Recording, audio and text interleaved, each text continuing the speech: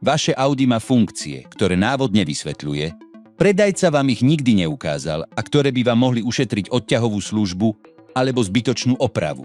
Toto sú tie, ktoré budete najviac ľutovať, že ste nespoznali skôr. 1. Skrytý terminál núdzového štartovania.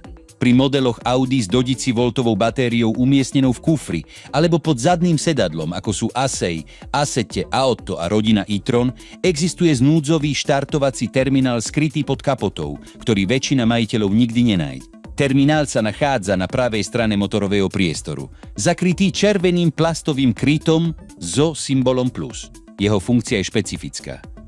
Umožňuje pripojiť štartovací kábel alebo externý štartovací zdroj bez toho, aby ste museli fyzicky pristupovať k hlavnej batérii, ktorá je v týchto modeloch na nepraktickom mieste pre núdzové situácie na ceste.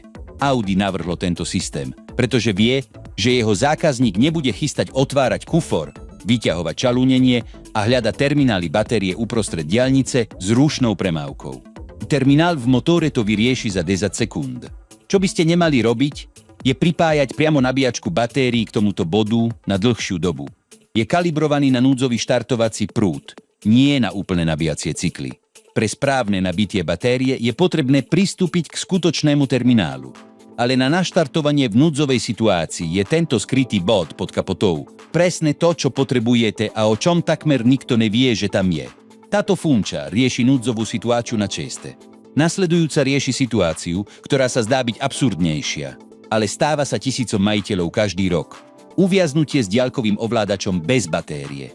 2. Indukčná zóna pre kľúč bez batérie. Vozidlá Audi so systémom bezkľúčového prístupu keyless go obsahujú pasívnu indukčnú zónu, ktorá aktivuje ovládač, keď je jeho batéria úplne vybitá. Vo väčšine modelov je táto zóna označená diskrétnym symbolom na stredovej lakťovej opierke alebo v odkladacej schránke pred spolujazdcom.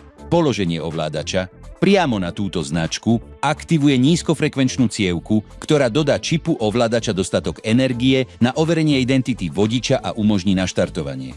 Systém nenabíja batériu ovládača. Napáďa ju len natoľko, aby sa dokončil proces overenia. Po naštartovaní auta je batéria ovládača nadalej vybitá. Získali ste však dostatok času na to, aby ste sa dostali domov alebo do obchodu, kde si kúpite gombíkovú batériu CR2032, ktorá je štandardným typom vo väčšine súčasných ovládačov Audi a stojí menej ako $2. Postup výmeny batérie vo väčšine súčasných ovládačov Audi nevyžaduje žiadne nástroje. Hra na mince v bočnej drážke otvorí kryt na 2 kusy. Nová batéria sa vloží kladným polom nahor a ovládač obnoví svoju plnú funkčnosť za menej ako minútu. Čo robí túto funkciu obzvlášť užitočnou, je skutočnosť, že systém keyless go varuje len veľmi málo predtým, než úplne prestane fungovať. Jeden diaľ sa auto otvorí bez problémov. Na druhý deň ovládač nereaguje. Bez znalosti indukčnej zóny mnohí majitelia volajú odťahovú službu, alebo idú do servisu kvôli problému, ktorý sa so správnymi informáciami vyrieši za 2 minúty. Tieto prvé 2 funkcie sú najužitočnejšie v núdzovej situácii. Nasledujúca nezabráni poruchám, ale mení zážitok z posledných minút každej jazdy spôsobom, že keď ju raz poznáte, nebudete chápať, ako ste bez nej mohli žiť. 3. Funkcia zvyškového tepla klimatizácie. Keď v zime vypnete motor svojho Audi, teplo akumulované v chladiacom okruhu motora nezmizne. Klimatizačný systém ho môže naďalej využívať niekoľko minút bez potreby paliva. Di modello K4 a 6Q5 a Q7 s automatickou klimatizáciou sa tento systém aktivuje podržaním tlačidla recirkulácie alebo aktiváciou režimu zvyškového tepla z menu klimatizácie po vypnutí motora. Pomocné elektrické čerpadlo pokračuje v cirkulácii horúcej chladiacej kvapaliny cez jadro ohrievača, zatiaľ čo ventilátory kabíny bežia na nízke otáčky. Výsledkom je, že interiér vozidla sa udržiava na komfortnej teplote počas kvindici, až 20 minút bez toho, aby bol motor v chode a bez potreby dodatočného paliva. Systém nepretržite monitoruje napätie batérie a automaticky sa deaktivuje. Ak napätie klesne pod minimálnu prahovú hodnotu, potrebnú na zaručenie naštartovania.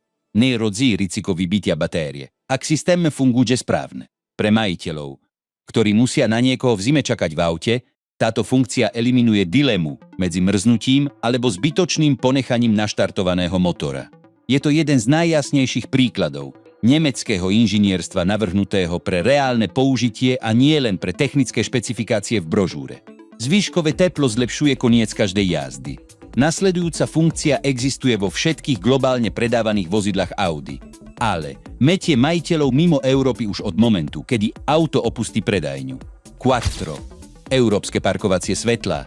Ak pred vypnutím zapaľovania vo vašom Audi necháte smerovku prepnutú nahor alebo nadol, svetlá na príslušnej strane zostanú po uzamknutí auta svietiť. Nejde o elektrickú poruchu ani o problém z relé smeroviek. Je to dizajnová funkcia s 10-ročia trvajúcou históriou.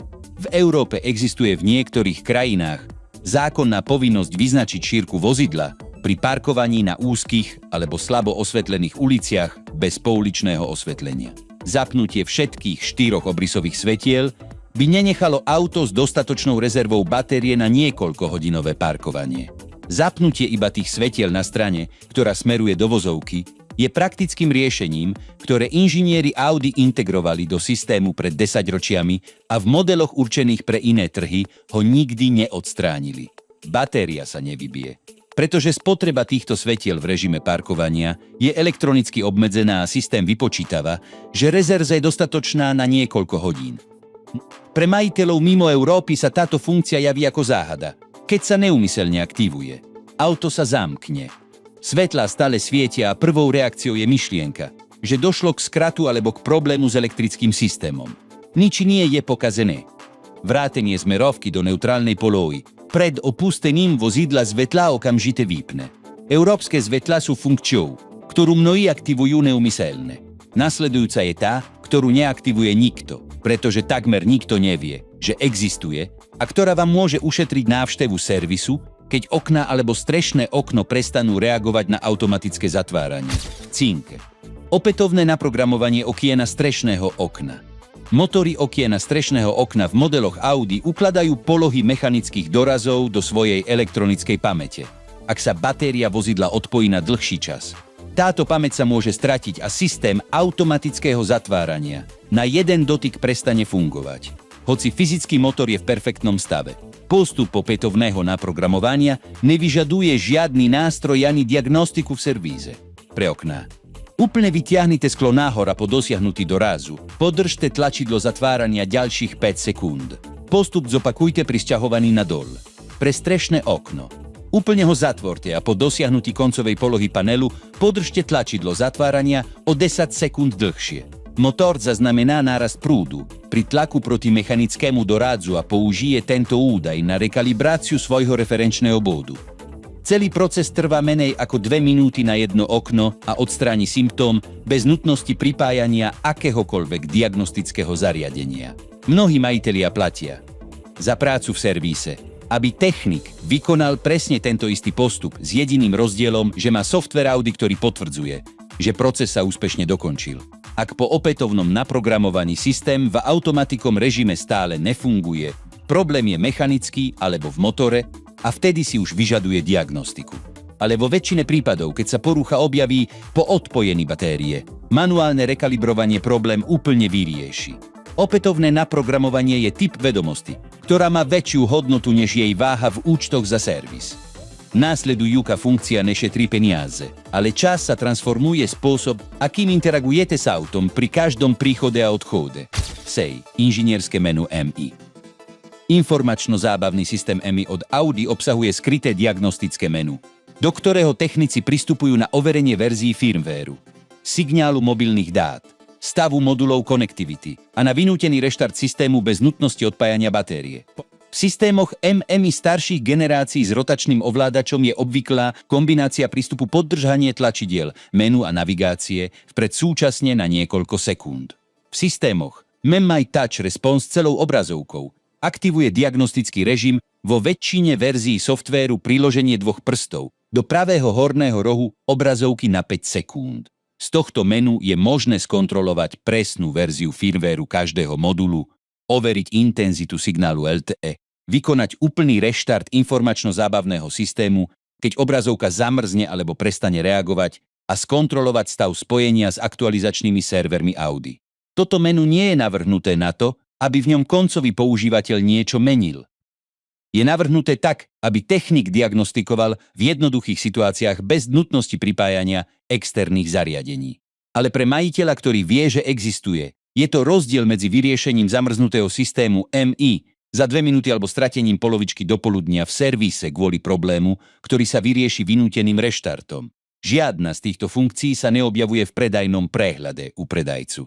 Všetky sú zdokumentované v technických príručkách Audi alebo v servisných bulletínoch, do ktorých technici denne nahľadajú. Nemecký dizajn zvyčajne tieto funkcie nepropaguje, pretože ich filozofia vychádza z iného princípu – vytvárať riešenia pre reálne problémy a nechať majiteľa, aby ich objavil, keď ich bude potrebovať. Problém je v tom, že mnohí majitelia ich neobjavia nikdy, platia za riešenia problémov, ktoré mohli vyriešiť sami, alebo jednoducho nevyužívajú auto, ktoré má v sebe viac, než sa zdá.